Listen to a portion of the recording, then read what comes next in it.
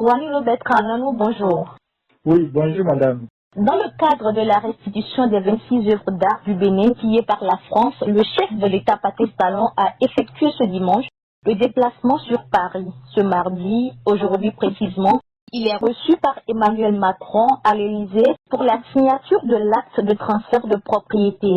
Une dernière étape avant le retour des biens culturels qui sera effectué demain mercredi 10 novembre à Cotonou.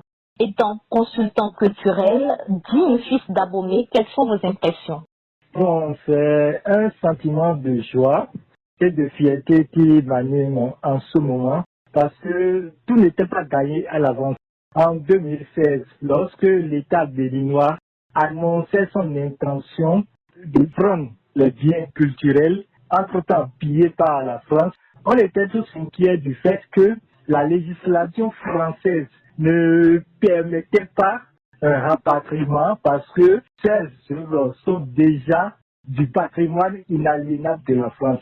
Mais avec la persévérance, le dynamisme de la diplomatie béninoise, voilà, près de 130 ans de séjour en France, nos biens culturels, les trésors royaux d'Abomey vont revenir sur les terres.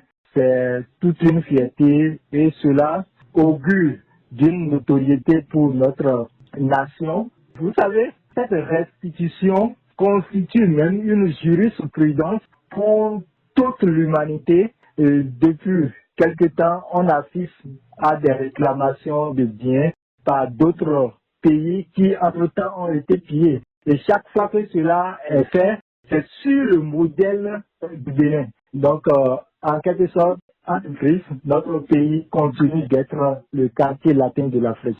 Un exemple pour les autres pays. Oui, tout à fait. Est-ce qu'il y aura des cérémonies particulières entre aujourd'hui et demain?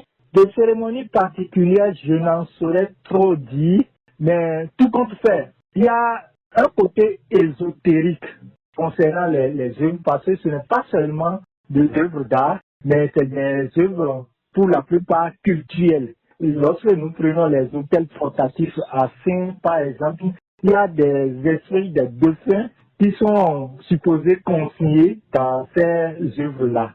Donc, aux nouvelles, selon ce qui se dit dans les coulisses, c'est qu'il y a déjà des dispositions pour que les officiants traditionnalistes avertis en son temps puissent procéder à des cérémonies de purification parce que lorsqu'on prend un hôtel portatif qui aurait abrité l'esprit d'un roi pendant 130 ans à l'étranger dans des conditions où la terre ne respectait pas forcément les prescriptions spirituelles. Donc au retour, il est normal qu'on procède ainsi. Mais s'il doit avoir ce genre de rituel, ce n'est pas public.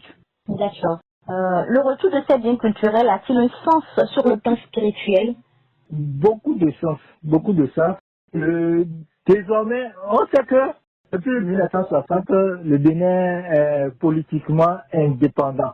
Mais lorsque les armes de nos ancêtres sont toujours conservées chez le colonisateur, il n'y a pas une indépendance véritable.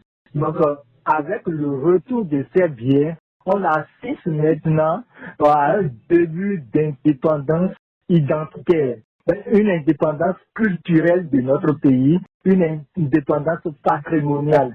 Donc, ce n'est pas seulement le côté culturel, mais il y a le côté culturel que représentent ces objets qui désormais va retrouver sa place de noblesse parce que c'est destiné à des fins précises sur la terre du Grand commun.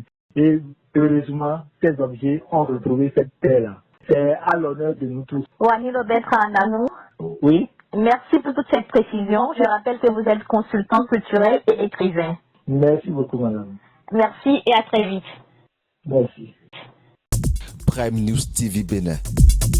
Aimez, abonnez, activez la cloche de notification pour ne rien rater sur votre chaîne préférée.